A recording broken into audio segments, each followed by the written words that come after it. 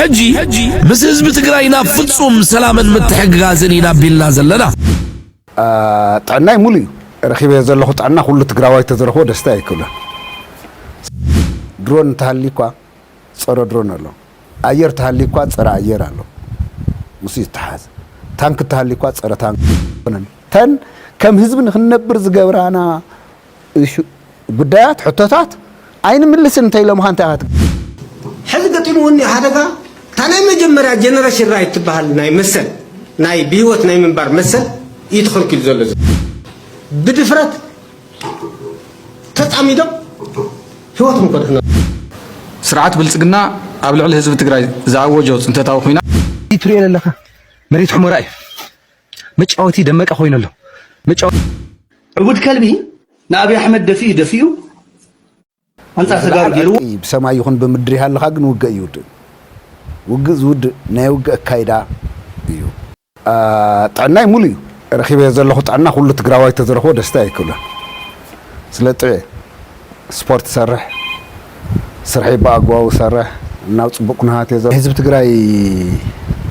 ድሌት ሓንትን ምዕራብ ኪድ ሽራኺድ አክሱም ኪድ ዓድዋ ኪድ ተንቢየን ኪድ ራያ ኪድ ምብራቅ ትግራይ በሙሉ ኺድ መቀለ ኺድ ሓንቲ አነ ህዝብ ትግራይ ሕቶ ሰላም ይደሊ ፍትሒ ይደሊ ማሕበራዊ ኢኮኖሚያዊ ጸገም ኣለዎ ዕድል ረኺቡ ክነግድ ክሓርስ ክመሃር ይደሊ ህዝብ ክነብር ይደሊ ምሕደሩ ባዕሉ ታይ ዓይነት ምሕደራ ህዝብ ትግራይ ዝወስኑ ግን ባዕሉ ባዕሉ ክመሓደር ግን ድማነይ بحقن بسرعة زراخو مس فيدرال كا باغواو خراخب كا يدلي ما قوت حقن سرعة تفلط حزبي سلز خنا سلام سلز دلي مس كل ما تزلو عدسات بسلام كنبر يزدل يخون مباريلو جنرال مغوي هايلم حزب تግራይ ይብደላለው حزب تግራይ ይጓናለው ሁሉ አብይ ገንዘብ መዲሞ ግን حزب تግራይ ናብ ሕውየትና ትክክለኛ መንገድ ዝመጽን حزب تግራይ ናብ ጸገም ካአቱ እንደገና ዳግም ናብ ሽግር ክናአቱ አይሰርሐለው ዳግም ጆኖሳይድ ቆጽሉ ዳግም ከግልሉ ዳግም ሕዝቡን ድኹም ጎድኖም እንዳተጠቀምና ክነጥፈኦም ኢሎም ይሰርሐሉ ስለዚህ ሕዝቡን ያው ናይ ኩናት ሓደጋል ናይ ኩናት ሓደጋ እኮ ንሕና ስለዚ ደለና አይኮነን ተን ከም ህዝብ ንኽነብር ዝገብራና ጉዳያት ሕቶታት አይን ምልስ እንታይ ለማንታ አትገብር ባዕሎም ደልዮም ኣሎ ማለት ግጭት እቶም ንግጭት ምክንያት ዝኾኑ ምፍታይ ኩናት ከይህሉ ዝገብሩ ስለዚህ ሎም ደይ ጅመር ጽባህ ደይ ጅመር ዳራ ዓመት ደይ ጅመር ካሊ ጉዳይ ንኸይህሉ ዝገብሮ እቶም ሕቶታት በአግባቡ መምላስ ካብዚ ወፃ ኤኒ ታይም ወኽላ ዓሊ ይኽእል ኩናት ኦፍ ኮርስ ቴክኖሎጂ ናይ ተሓሳስባ ናይ ሳይንስን ቴክኖሎጂን ውፅኢት እዩ ቴክኖሎጂን ናይ ሳይንስን ቴክኖሎጂን ውፅኢት ግን ወይ ዝለዓል ዕጥቂ ብሰማይ ይኹን ብምድሪ ሃለኻ ግን ውገ ይውድ ውግዝ ውድ ናይ ውገ ካይዳ እዩ አተሓሳስባ እዩ ናይ ውገ ካይዳ ናይ ውገ ካይዳ ዝውስነ ተሓሳስባ ኸ ኣብ ትግራይ ሰራዊት ኣሎ ኣብ መራርሑ ኣብ ሰራዊት ኣሎ ሰልጢኒ ድሮን ተሃሊኳ ጸረ ድሮን ኣሎ አየር ተሃሊኳ ጸረ አየር ኣሎ ሙሲ ተሐዝ ታንክ ተሃሊኳ ጸረ ታንክ ኣሎ ኩሉ ነገር መፍትሕ ዘይብሉ ነገር የለን ሰብ ይሰርሕ ስለዚህ ንሕና ተሓሳስባ ይዝብለካ ዘለኹ ነሲ እዚ ማለት ዘመናዊ ዕጥቂ የድልና ይነው ሰከፍ ናይ ጉቡዱን ናይ አሃዱ ና በትግራይ ደረጃ ማለት ይኩን ንስኻ ዝኻልና ሁሉ ንገብር ምክንያቱም መብዛሕትናትና ተጋድላይ ተማሃረ በጣም ተማሃረ እዩ ሓፂር ኢዋን ሳይንስን ቴክኖሎጂን ውፅኢት ክጥቀም ዝኽእል ሰራዊት ይዘለናና ንሱ ከም ምዕራይውን አይባዘናን ድሮን ሓዝ አውሮፕላን ሓዝ ዘመናዊ መድፋዕ ሓዝ ታንክ ሓዝ መወዳእታ ወዲ ሰብ ይዙ ጉዳአተ የምጸላን ሞ ነዚ ዝኸውን መከላኸለ ይነዳሉ ንባዕልና ይንማዕራረ ማለት አይኮንኩን ብዙ ሰን ኩናት ግን የለን ብዙ ሰን ኩናት ተዝኾንኮ 3 ዓመት 4 ዓመት ኮ ገይርና ይፋኖ ግን ዝሓሰዎ አይኮነን ትማልውን ለሙን አይኮነን ጽባሕውን አይኸውን TDF ናይ ህዝብ ትግራይ ተቋም ናይ ግለሰባት ድሌትን ሕልምን ከሳኸ አፖሎ ቦሎ ዘአቱ ተቋም አይኮነን ዘሰለፈ ይፈልጥ ዘቃለሰ ይፈልጥ ትማለበይ ነይረ ይፈልጥ ሎመበይ ይፈልጥ መጻዓድል ህዝብ ትግራይ ምስናይ በዓል ኩነታት ተዛሚዱ ከመይ ክኸድ ከም ዘለውን ዝፈልጥ ሰራዊት እዩ ብጣዕሚ ትግራይ ከም ህዝቢ ህልፎ ዝደል ነገር ታያለ ህዝቢ نظام السلزي أنا مرققات ولا مسيطان حبيرو كرقات صار أوزي منهم حزب تقرأ نقفرق كله مرحبون نقفرق كله بدفرت تتعميدو هواتهم قدرنا الله حزب تقرأ كدحين كم حضرة سوق قصل نفتنا نودعت علامه كويس حلو جزءاته وحدنته كرقات الله نسي إذا تخصنا تفرق لزنا بوتو كمل سلو مدبنيا منغستو كمل سلو عدي ناي محبر ايكونومي عبيد كتجمر الله اذا ما كدبني من تردر له حزبو كنصبر زلنا كنا نسكر زلنا من حدش نغير كوي مثلا بروسيسي نت بروسيس بتخكل مرداي نسم حنت قالسم تاع نت بروسيس بتخكر ريالايز كاين غورو يتقالسي انصار تمنسي انصار تسراويت يخدلو كم مجمرياون تن عند تات نسنيا حزب تግራይ تحد عندي اول بريتوريا فسمولوت መንግስቲ بጊዜያው መንግስቲ بسالت ተከየመለው ሱናቶም ሆሮ በጻር ገርመው ከላይ ሰራዊት አለው ሰራዊት ናይ ኃይል ትካሊ ኩፉ እንትመጽእ ደው ዝብሊ ከላይ ሪኦሞውን ነው ሶይሉ በሰከንድ ሃንድ ኢንፎርሜሽን የሆነ በተግባር ሪኦሞው ፈርሰለው كالي اتي هزو بعلو كجاج له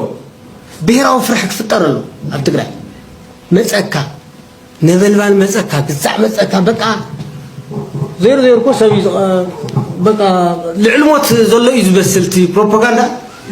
لعلي زلو يزبسلكا لعلموت تايلي يمسلكا بتعبت تشكا نمردا حزبي يزي قتل له ولا مسوات خفيلون كقتل يزلو اذا بقلاط كزرب بقلاط كنرادادا حزب تግራይ بتخكل كردو زلو يغادلالو بلني خمس خما يغادلالو انا يغادلالو التمزابل حزب يخملس يغادلالو نبعت عدتاتي خدبس يغادلالو دم بصوتي قال بصوتي كدبس يغادلالو مريت عدي يخملس يغادلالو مكرالو كتبلني نعوصا تغادل دار دنبر كملس نبعت عدتاتك حبس قال بصتك دما ايترخس نعوصا تغادل وصا ازي تريل لك مريت حمراي مጫወቲ ደመቀ ኮይነሎ መጫወት ሓሽከር ደመቀ መጫወቲ ለይረብሕ አምሐራይ ኮይነሎ ትማልት ማለት ትሕቲኻ ተቆፂሮም ሰርሕ ኖር ሳዕሉግና ለይረው ጎፈር ሕጂ ወኒኖሞ ለአሃ ቆፅሩ ሃዮም ንደራደር ለሎ እዚ ለይ ስሙዕ ትግራዋይ እንታህል በትኪዩ ልሞት እዩ ብፍላይ ከዓ ኣብ ኬንዳ ማዓስከር ኮይኑ ኮፊሉ ለይረብሕ ሽረፍራፊና ይንሽር ናይንሲአር ላለቀመ كمحدر للمنسي او خوفي لي مكر الله يبلني ايت مكر نعوصا تغادل نعوصا برخات انبي بل مغزاتي مريت عد خملس نعم تغافط تفاطط موت اما على خات وسدك موت فريحه كبدت دي خايت اتيداغ نعوصا عبود كلبي نابي احمد دفيو انصار تغارو غيرو كندي عنوت رين حجي كان تغارو دفيو انصار بلصغنادي وي انصار غزاو منግስት ገይሩ ናይ ጽልእ ኩናት ከዋልድ ናይዚ ደገፍቲ ኮንና ንሕና ሽሙ ዓሰብ ክጽዋዕ ይኽእል ዝኾነ ክጽዋዕ ይኽእል ሽሙ ናይቲ ኩናት ስትራቴጂ ግን ጽልእ ቂንታ መዋጽእ ቂንታ ሃይኮንና ንሕና ንቂንታ ኢሉ ዝመውት ወለዶ ይአክል ንሓደ በቃ ናርሲስቲክ ሜንታሊቲ ዲስኦርደር ዘለው ዕቡድ ተባሂሉ ዝጠፍእ ወለዶ የብልና ንሕጂ ንሕና የብልና ክፍለጥ ኣለዎ እዚ ኸኣ ናይ ቂንታ በቃ ናይ ቂንታ ኩናት 70,000 ጠፊኦም ዓለም እውን ኦፈር ዝገበረቶ ንዕቡድ ከልቢ ትራምፕ መፅኡ እኮ በቃ ሰላም ግበሩ ኢሎም ኣብ ትቀርና ኣፍሪካ ኢሳያስ ግን ነቲ ምስ ኢትዮጵያ ዝተገበረ ዕርቂ ኣብ ትግራይ ጸላእት ኣለውኒ ንሚተ ዓመት ክመልሳ በቃ ወረተ ኾሊፍና ኢሉ መወዳቱ ተቆሊፍና ኖቤል ፒስ ፕራይስ ተወሰደሉ ዕርቀ ሰላም ይዝለካ ናይ ዓለም ሽልማት استشلموا له ناي سلام نبي كيرو إيشاس نمكن كيرو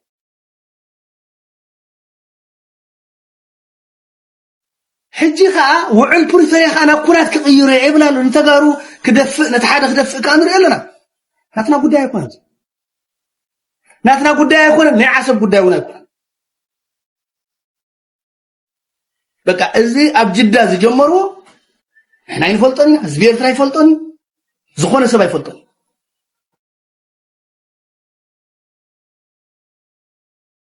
سلالي غيرو خمس لا أخو ودنترو سلالي خوين خمس مساي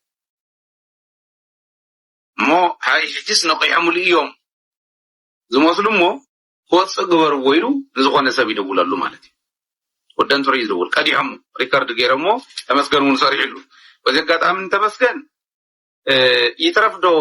وتحز الصرح زول لما تندا صرحه انت زي يسرحون هذه تماليسنا من نتمط لنا وكبرو دحر حز قبالا شو يزبل امنت يولي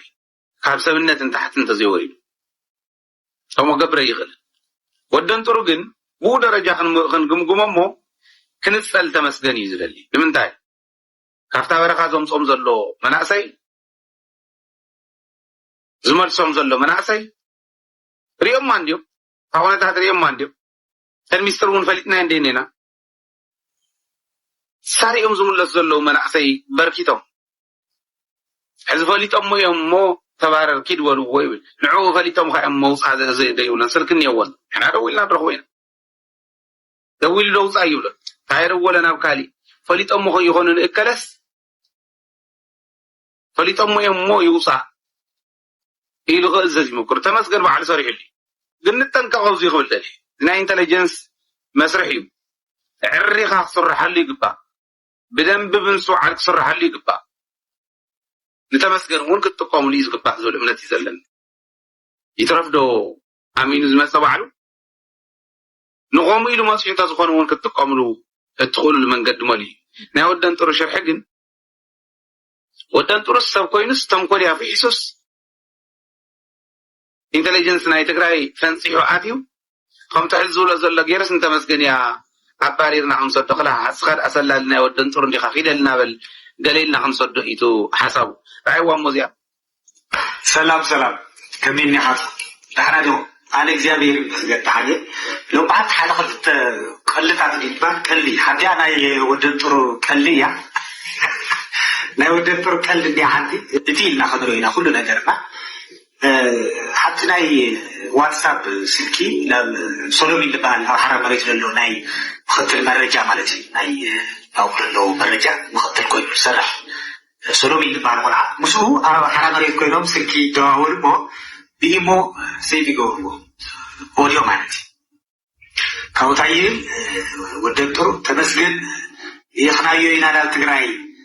تግራይ يخنايو هنا مو خزجن فريتو وسللوس كسردو بقى እንደምን የሚልኩም ውጣው ወላ አዲስ አግዛይ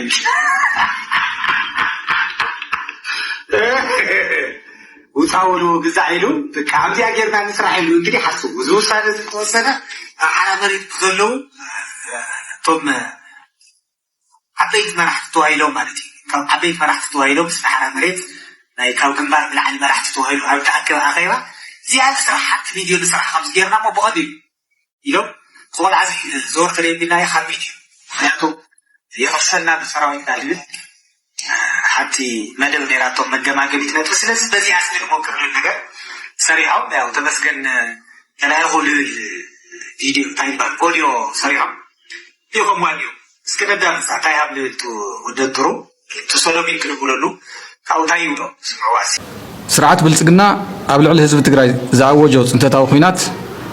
ሰፍ ዘይብል ጉዳት ከም ዘብጽሐ ዓለም ዝመስከሮ እዩ ህዝቢ ትግራይ ብሄራዊ ሓድነቱ ስጢሙ ብዝገበሮ ህዝባዊ መኸተ ውዕል ፕሪቶርያ ክፍረም ገይሩ እዩ ይኹን እምበር ድሕሪ ምፍራም ውዕል ፕሪቶርያ እውን እንተኾነ ንዝሓለፉ 40 ኣዋርሕ እቲ ፖሊስ ጽንተት ብኻሊ መገዲ ቀፂሉ ይርከብ ሕዝቡን ላዕላዊ ግዛት ትግራይ ኣይተመለሰን ኣብ ትሕቲ መግዛት ዝርከብ ይኹን ዝተመዛበለን ዝተሰደደን ህዝብና ሰላሙ ሃለዋትን ድሕነትን ኣብ ከቢድ ሓደጋ ወዲቑ ይርከብ ህዝቢ ትግራይ ብቁሉዕ ኩሎም ዕፅዋታትን ክልከላታትን ይግበረሉ ኣለዉ ንትምህርቲ ጥዕና መስተማይን ካልኦት መሰረታዊ ግልጋሎትን ዝውዕል ስሩዕ በጀት ተኸልኪሉ ይርከብ ግልጋሎት ባንክን ፋይናንስን ክብሕቶን ህዝቢ ዝዓቆሮ ገንዘብ ከይጥቀምን ይግበረሉ ህዝቢ ትግራይ ተፈልዩ ነዳድን መሰረታዊ ሸቀጣትን ከይረክብ ብዕሊ ተኸልኪሉ ንግድን ትራንስፖርትን ተዓጽዩ ይርከብ ተወለድቲ ትግራይ ናይ ንግድን ልምዓትን ትካላት ብቁሉዕ ኣድልዎን መጥቃዕትን ይወጽሖም ኣሎ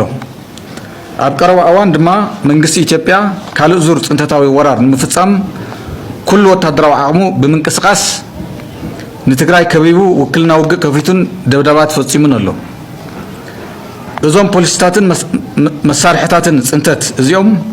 ብዘይ ምንም ቅድመ ኩነት ደው ክብሉ ኣለዎም እዚ ኣብ መንጎ ትግራይን መንግስቲ ኢትዮጵያን ዘሎ ጸገም ብሰላማውን ፖለቲካውን ልዝብ ክፍታሕ ይግባእ ነዚ ድማ ከም ትግራይ ብሔራዊ ሓድነትና ምጥንኻርን ዓቕምታት ፖለቲካዊ ውድባት ወዲብካ ምቅላስን ከም ዝጠልብ ሎሚ ነዚ መድረኽ ነጣይሽ ዘለና ብሔራዊ ውድባት ትግራይ ንኣምን በዚ መሰረት ነዚ ኣብ ጎን ህዝቢ ትግራይ ኮይና እንካይዶ ህዝባዊ ቃልስን ሕጂ ምስ ህዝቢ ትግራይና ፍጹም ሰላምን ምትሕግጋዝን ኢናቢልና ዘለና ክደግመልኩም ጽንዶ ናብ መንግስታት ሰጊሩ ብጋዲ ምትሕግጋዝ ክጅመር ትማራጺ ንሱ ጥራይ ስለዝኾነ እዚ ሕጂ ዘቕርቦ መደብ እምበር ንሙሉእ ሰላም መንጸፍ ክኸውን ዘለዎ ብልቦናን ምስትውዓለን ክትከታተሉ ድማ ዕድም ኣብዚ እዋን እዚ ኣብ መራኸቢ ብዙሓን ኢትዮጵያ ብዛዕባ ኤርትራን ትግራይን ብጻዕቂ ይዝረብ ኣሎ ሓደ ናይ ጄኖሳይድ ዶኩመንታሪ ወዝቢ ብተደጋጋሚ ክልቀቕ ጀሚሩ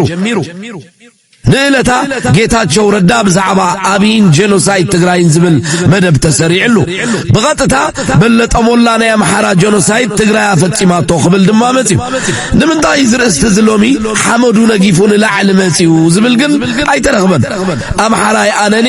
ኦሮሞይ ኣነኔ ብዝበሃሉሉ ዘለዉ ዘመነ ኤኣይ ከ ኤርትራ ትምዲ ክትብል ነይርዋ ዝብል ኢና ክንርኢ ስለምንታይ ኣብዚ እዋን እዚ መንድር ከሎ ንምንታይ ዕላማ ዝብሉ ሕቶታት ኩላትና ኤርትራውያንን ተጋሩን ከምኡውን ኢትዮጵያውያን ክንሓስበሉን ነዊሕ ትንታነ ኸይሃብና ነዚ ሕቶታት ብሓንቲ ቃል ክንምልሶ ንኽእል ኢና እቲ ዕላማ ጽንዶ ንምብራዝ ንጽምዶ ንዕላሙ እንተተረዲና ነዚ ሕጂ ብዛዕባ ኤርትራን ትግራይን ብሓፈሻ ህዝብታት ኤርትራን ኢትዮጵያን ዝድሰቕ ዘሎ ኸበሮ መንድር ከሎ ስለምንታይ ሕጂ ንምንታይ ዕላማ ክጠፍኣና ይክእልን ጸላኢና ዝብሎን ዝገብሮን ዘሎ ብዕላማ ስለ ዝኾነ ንዕኡን ንምክተሉ ገባብና ፍሉጥ እዩ ንሕጂ ነዚ ንጎድ ንጽኒሕና ናብቶም ብግርህነት ነዚ ናይ ጸላእ ኣጀንዳ ዘሳስዩ ዘለዉ ተጋሩ ኤርትራውያንን ኢትዮጵያውያንን ከነድህብ ጽምዶ ቃል ጥራይ አይኮነን ጽምዶ ጭርሖውን አይኮነን ጽምዶ ንቕሓት ጽምዶ ኪኖ መንግስታት ኪኖ ወታደራዊ ኣጽዋር ኪኖ ፖለቲካዊ ሓይልታት ዝኸይድ ሓይሊ ህዝቢ ከም ዘሎ ዘዘኻኽር ምንቅስቓስ ዝስሕቁ ዝነብዑን ዝሓልሙን ሰላም ዝግብኦም ኣቦታትን ኣዴታትን መንእስያትን ቆልዑን ከም ዘለው ዘዘኻኽር ምንቅስቓስ ምእንቲ ዞም ህዝብታት እዚኣቶም ምእንታና ኢና እምበኣር ጽምዶ ክንቅጽሎ ምኽንያቱ እቲ ብዞማ ኩናት ንኸይህሉ ዝዓግት ሓይሊ ጽምዶ ህዝብታት ጥራይ ስለዝኾነ ጸላ ሁላትና ዝኾነ ዕሸል ፕሮስፔሪቲ ፓርቲና ጫፈርቱን ነዚኣ ጽቡቕ ጌሮም እዮም ዝፈልጥዋ በዚኦም ድማ ጽምዶና ፋሕ ከብሎ ከይደቀሱ ዝሓድሩ ዘለዉ ሓደ ካብቲ ኣብ በጋጊሶሞ ዘለዉ ሜላታት ድማ ጉዳይ ጄኖሳይድ ምቕስቃስ ኣብ ህዝቢ ወሪዱ ዝበሃል ግፍዕታት ምልዓል ኣብ ሓድሕድና ምክሳስን ምግርጫዋትን ፈጢርካ ቁስሊ ሓኺኽካ ናብ ዳግማይ ቂም መሊስካ ጽምዶ ምብታን ዝብል ስውር ሽርሒ እዩ ድሮውን ኣብዛ ሓለፈ እዋን ግዳይ ናይ ዝውጥን ዝኾኑ ተጋሩ ይኹኑ ኤርትራውያን ኣብ መራኸቢ ብዙሓን ዘዝመስሎም ክዛረቡን ክጽሕፉን ርኢና የሚና እዚ ንጽምዶን ዕላምኡ ንጠቅም ዲ ሃስዮ ኢልና ክንሓስብ ጊዜዩ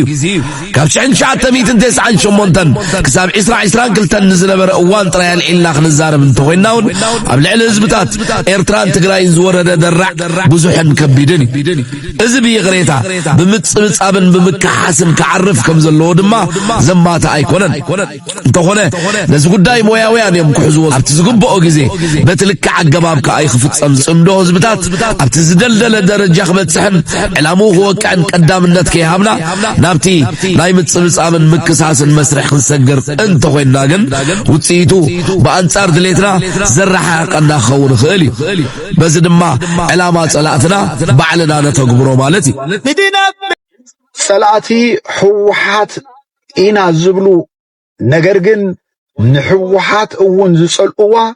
ትግራወይቲ ስለ ዝኾነት እንተዘይ ኮይኑ ካልእ ምንም ምኽንያት ዘይብሎም ብዙሓት ኣለው እዮም ብዙኾነ እዛ ቪድዮ እዚኣ እንራእያ ትግራይ ጦርነት ጊዜ ህዝብ ተሳስቷል ብዬ አስባለሁ በትግራይ ጦርነት ጊዜ ህዝብ በጣም ተሳስቷል በምን መልኩ ትልቅ ፋውል ሰርቷል ከምለው የትግራይ ጦርነት ሲነሳ ታስታውሱ እንደሆነ የትግራይ ጦርነት ማንን ነው ኢላማ አድርጎ የነበረው ነገር የሚለውን ማንሳት አለብን ህወሓትን ብቻ ነው ወይ ህወሓትን አልነበረም ኢላማ ያደረገው ህወሓትን ብቻ ኢላማ ቢያደርግ አዲስ አበባና ሌሎች ክልሎች ላይ ያሉ የትግራይ ተወላጆች ላይ የሚደርሱ ጥቃቶች ተቀባይነት አይኖራቸውም ነበር እምባር ከም ዝራአኹም ወይ ዛ ሰብዚ አንተ ያትብል ዘላ ከም ህዝቢ ኢና ተጋጊና ንሕና ንሕወሓት ኢና ንጸልእ ንብል ነገር ግን ካብ ክልል ትግራይ ወጻኢ ዘሎ ኣብ ኩሎም ኣብ ኢትዮጵያ ክልላት ዘለው ተጋሩ ንምንታይ ተኣሲሮም ንምንታይ ካብ ልዕሊኦም ግፍዕ ተፈጺሙ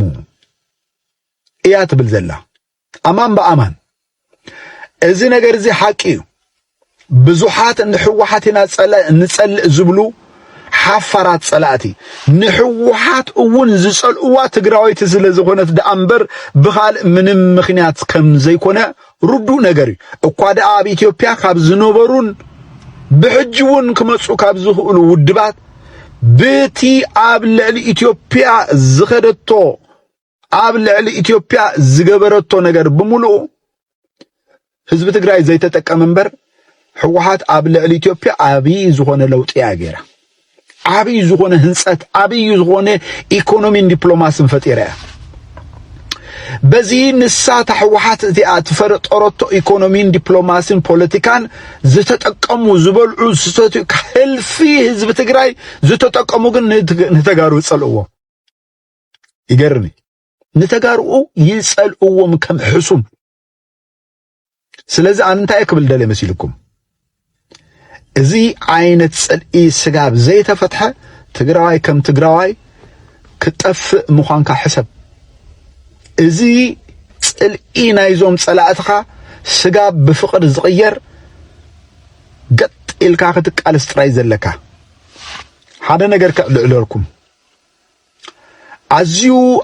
ኣዝዩ ዝፈልጦ ሰብ ሕወሓት ነዚ ህዝቢ ትግራይ እዚ ትብድሎላ ክብለኒ ጀሚሩ ብዛዕባ እቲ በደል ክንዕልል እንከለና ግን ኣብ ትግራይ ተፈጢሩ ዘሎ ስምዒት ኢሉ ኣብ ልዕሊ ህዝቢ ትግራይ ዘለዎ ኔጌቲቭ ኣተሓሳስባ ሞሊቕዎ እዩ ተዛሪብኒ ሰንቢደ ብጣዕሚ ሰንቢደ እዚ ኣብዚ ሰዓት እዚ